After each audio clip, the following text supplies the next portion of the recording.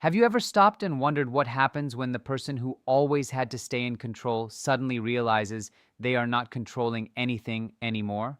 What happens when the one who acted untouchable, calm, and above it all is forced to face a reality they never prepared for? What you are about to hear may change the way you see narcissistic behavior. For a narcissistic person, losing control is not just upsetting, it can be deeply destabilizing. Control is not only something they enjoy, it is something they depend on to feel safe, important, and steady inside. In many relationships, they grow used to knowing exactly how the other person will react. They expect access, they expect attention, they expect emotional responses, second chances, and a door that is always left open for them. Over time, that pattern creates a strong sense of power. They start believing that no matter what they do, the other person will still stay emotionally tied to them and remain within reach. But when someone finally walks away and keeps firm boundaries, that whole pattern breaks. Suddenly, the narcissistic person cannot predict what that former partner is thinking, feeling, or doing. They can no longer shape the conversations, trigger emotional reactions, or control the story of the relationship. And that loss of influence creates real inner distress because it takes away a kind of emotional structure they may have relied on for years. Stay with me because this part matters more than most people realize. What hurts them is often not the loss of love itself. It is the loss of access, the loss of reach, the loss of certainty. And once that certainty disappears, what was hidden under the surface can start pushing its way up. What makes this even harder is that many narcissistic people do not see independence as healthy or normal in relationships. They see it as a threat. The moment the former partner stops seeking their approval, stops explaining themselves, and starts making decisions without them, the narcissist is forced to face something they do not handle well. They are no longer the emotional center of that person's world. That realization can trigger anger, anxiety, frustration, obsessive thinking, and repeated attempts to pull the other person back in. They may call, they may message, they may test boundaries in indirect ways. They may suddenly act kind, wounded, confused, or full of regret. But under all of that, there is often one painful truth. They are not reacting because they deeply miss real closeness. They are reacting because they can no longer control attention, emotional access, or the outcome.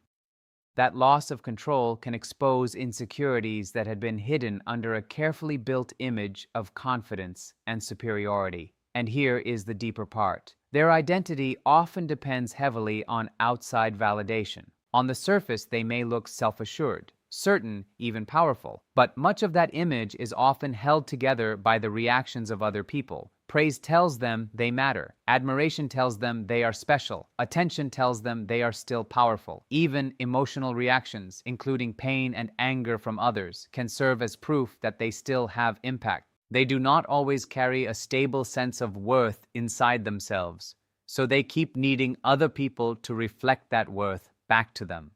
And when one major source of that reflection walks away, the silence can hit harder than anyone on the outside would expect. If you have ever wondered why they seemed so shaken once you really let go, this is why.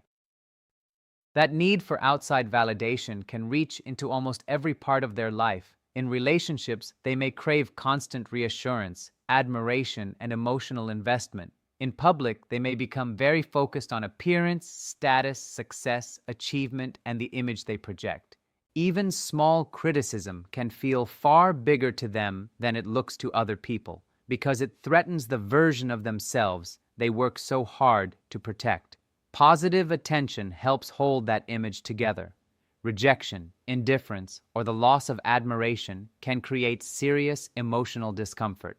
So, when a person who once gave them attention, emotional energy, and validation steps away, the narcissist may feel more than the end of a relationship. They may feel the loss of a psychological support they were leaning on without fully admitting it. Suddenly, the compliments are gone. The emotional reactions are gone. The guaranteed access is gone. The feeling that they can still reach into that person's world is gone. That can create insecurity, frustration, restlessness, and even obsession. They may begin looking for new sources of validation right away, or they may try to reopen old ones. Or they may become fixated on proving to others that they are still desirable, still important, still winning. But the deeper issue is not simply a desire for attention. It is the way attention has been used to support identity, worth, and emotional balance. Without it, they are often left much closer to their own self-doubt than they know how to handle. And if this is already sounding familiar, keep listening, because the next part explains why silence can become one of the most powerful things a person can do after leaving. No contact creates enormous pressure because it cuts off the channels a narcissistic person often uses to maintain a sense of influence, awareness, and emotional control. In many relationships, they get used to having some kind of access to the other person's inner world. It may come through direct messages, social media, mutual friends, or even ongoing conflict. But all of those pathways give them something important: information. Information tells them they still matter. Information tells them they still exist in that person's mind. Even a negative reaction can reassure them that the emotional bond is still active. But once no contact is put in place and actually maintained, that flow stops. They no longer know what the other person is doing, how they feel, who they are with, or whether they think about the relationship at all. That uncertainty can become deeply uncomfortable because predictability disappears. The person who once felt available becomes mentally out of reach. And for someone who depends on access and response, that distance can create rising frustration and intense curiosity. Silence leaves unanswered questions. It gives them nothing solid to argue with, nothing to twist, nothing to manage, and nothing to challenge. They cannot test their influence. They cannot defend their image. They cannot easily rewrite the story in real time. They may start wondering if they have been forgotten, replaced, erased, or permanently shut out. And sometimes, silence feels even more threatening than open rejection, because rejection still gives them something to react to. Silence gives them a wall, a void, a blank space where their usual power no longer works. That is why no contact often brings up anxiety, anger, obsession, and repeated attempts to regain a doorway back in. And yes, this is the part many people miss completely. The ego begins to crack when the image a narcissistic person has built can no longer be supported by real life. Much of their stability depends on believing that they are exceptional, unforgettable, highly desirable, or always in control. That self-image often acts like a shield against deeper feelings of shame, insecurity, vulnerability, and inadequacy. As long as they keep receiving admiration, attention, or compliance from others, that shield holds. The painful doubts underneath stay covered. But when a strong source of validation disappears, especially after someone leaves and refuses to return, small cracks can start to form. They may begin seeing proof that challenges what they believed about themselves. The person they assumed would come back does not come back. The one they believed needed them keeps moving forward. The control they once depended on starts fading. These moments create a clash between the story they tell themselves and the reality unfolding around them. That clash can be very disturbing. If they are as powerful as they thought, why can't they fix this? If they are as unforgettable as they believed, why is someone healing without them? If they still matter so much, why does silence continue? These are the kinds of questions that can create deep internal strain because they threaten the grand image that has helped them feel secure for so long. As that strain grows, stronger reactions often appear. Mood swings, defensiveness, irritability, obsessive thinking, sensitivity to even mild criticism. They may push harder for admiration, rewrite the story more aggressively, blame others, or make stronger efforts to regain control. But beneath those behaviors is often a person struggling harder and harder to hold together an image that reality is no longer supporting. And once that process begins, the emotional spiral can become difficult for them to manage. Then, obsession starts to replace certainty. During the relationship, A narcissistic person may have felt secure in the belief that they understood the other person completely. They may have assumed that no matter how much space appeared on the surface, they would still hold an important place in that person's mind. That belief gives them a sense of control. It gives them predictability. It helps hold up their self-image. But once that certainty disappears, a strange psychological void can open. The person who left is no longer responding, no longer explaining, no longer defending, no longer feeding the emotional cycle. Instead of getting signs that they still matter, the narcissist is left with questions. Are they being remembered? Have they been replaced? Did that person move on faster than expected? Is someone else now getting the attention they used to receive? The absence of answers can become hard to bear. So the thoughts often grow louder. They may replay old conversations, rerun arguments in their mind, revisit memories, search for clues, check social media, ask mutual contacts indirect questions, build stories in their imagination to fill in the silence. What once felt like confidence starts turning into fixation. And this obsession is not always about real emotional closeness. It is often driven by the discomfort of not knowing. Human beings naturally want understanding and closure. But for someone who leans heavily on control, uncertainty can feel deeply threatening. The inability to predict what the former partner is thinking or doing becomes its own kind of torment. And that is how confidence slowly becomes rumination, fixation, a loop of thought that keeps circling the same empty space, hoping to recover a sense of power that is no longer there. If you have ever felt like their sudden attention after you left made no sense, this is one reason it can happen. A new relationship often does not solve the problem, even if it looks that way from the outside. Many people assume that when a narcissistic person quickly moves on, it means they are fully over the past, fully healed, or already doing better.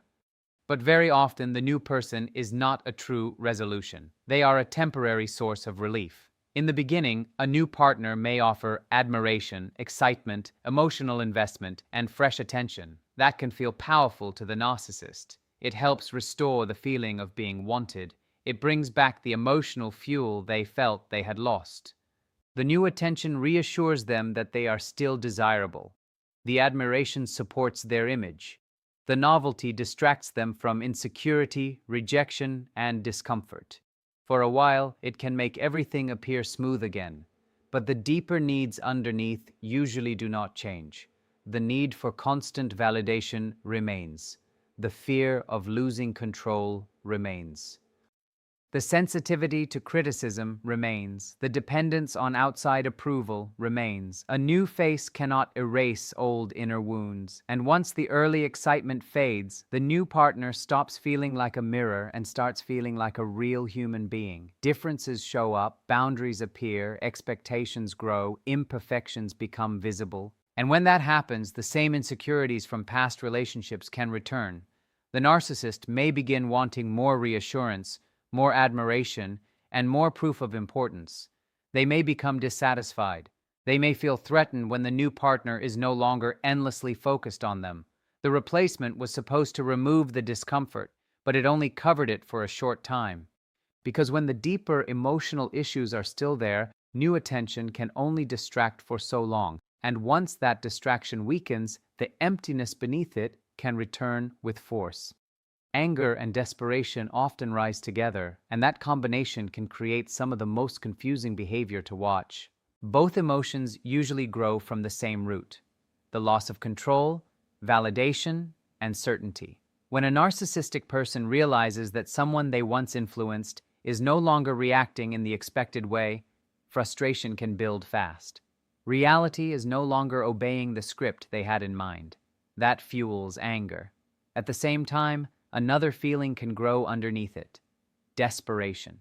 The growing sense that their usual methods are no longer working, that their charm, blame, pressure, guilt, or emotional pull may not be enough this time. Anger often pushes outward. They may criticize the former partner, spread distorted stories, play the victim, or act as if they were the one who was wronged. This helps protect their self-image because it shifts blame away from themselves. Accepting that another person chose peace distance, and independence over staying emotionally available to them can feel like a direct wound to their ego. But while the anger shows on the surface, desperation may be working quietly underneath. They may become more focused on getting back in. They may try unexpected contact. They may look for information through other people. They may watch online activity. They may create excuses to reappear. All of this is often driven by the desire to restore certainty and reduce the discomfort of distance. And because anger and desperation feed each other, the cycle can become more intense over time. The less successful their attempts become, the more frustrated they feel. The more frustrated they feel, the stronger the urge becomes to regain control somehow. That is why their behavior can swing suddenly from cold hostility to soft nostalgia, from blame to charm, from self-pity to promises of change. These shifts are often not signs of deep transformation. They are signs of inner instability. The real crisis is usually happening inside. At the deepest level, the greatest threat for a narcissistic person is often not the loss of one relationship by itself. It is the possibility of facing parts of themselves they have spent years trying to avoid. Many narcissistic patterns are built to defend against feelings of shame, inadequacy, rejection, loneliness, and vulnerability. By staying focused on achievement, control, admiration, status, image, or outside praise, they can keep those painful emotions in the background. As long as the system works, they may never need to look too closely at what is underneath. But when a major source of validation disappears, especially after someone leaves and does not return, that protective system can weaken. The attention they used to count on is no longer there. The emotional investment they once received is gone. The feeling of control that helped them stay steady begins to slip. And without those outside supports, uncomfortable emotions can start moving closer to the surface. Insecurity, self-doubt, fear, emptiness, loneliness, a sense of being exposed.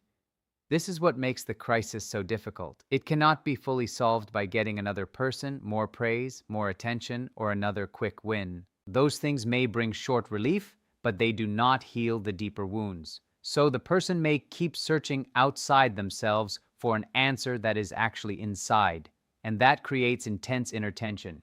On one side, there is the need to keep appearing strong, superior, unaffected, and in control. On the other side, there is the growing pressure of unresolved emotional pain. The more they avoid honest self-examination, the more energy it takes to keep the image alive. And over time, that effort can become exhausting. If you have made it this far, you already understand more than most people ever will about this pattern.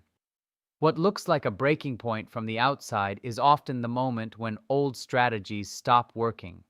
The collapse does not usually begin the day someone leaves. It begins when the tools that once protected the narcissist's self-image no longer bring the same result, when access no longer works, when blame no longer works, when charm no longer works, when replacement attention does not fully fix the emptiness, when silence cannot be controlled, when the former partner keeps healing anyway. That is when reality starts pressing harder against the image they spent years building. And for a person who depends on that image for emotional stability, that pressure can feel unbearable. What you see on the outside may look like obsession, anger, sudden kindness, online monitoring, smear campaigns, dramatic stories, or desperate attempts to reconnect. But underneath those behaviors is often a deeper internal struggle. They are losing certainty, losing influence, losing validation, losing the fantasy that they can always return and still be the center of someone's emotional world. And when those losses pile up, the person is forced closer to feelings they have tried very hard not to face.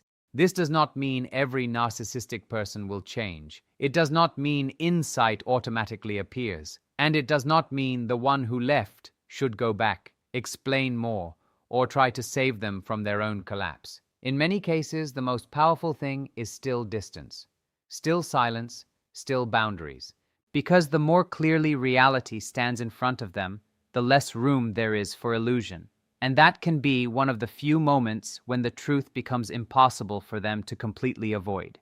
For the person who walked away, this is the part that matters most. Healing is not about proving anything to them. It is not about revenge. It is not about waiting for them to finally understand the damage they caused. And it is not about watching for signs that they are falling apart so you can feel validated. Your healing becomes real when your life is no longer organized around their reactions at all, when their confusion no longer controls your peace, when their anger no longer decides your choices, when their silence, charm, blame, or obsession no longer pulls you back into the same emotional weather. The truth is simple, even if it took a long time to learn. What often shakes them most is not your pain, it is your freedom. It is the moment you stop explaining, the moment you stop reacting, the moment you stop trying to be understood by someone committed to misunderstanding you, the moment you become unavailable to the old cycle. That is when the emotional structure they relied on begins to disappear. That is when they are left with less control, less certainty, and fewer places to hide from themselves. And for you, that same moment can become the start of something completely different. Clarity, strength, quiet, a return to your own center. So if you needed a reminder today, let it be this: walking away was not weakness. Keeping boundaries is not cruelty. No contact is not punishment. It is protection. It is space for your mind to clear and your nervous system to settle. It is the choice to stop feeding a cycle that only survived when your energy stayed inside it.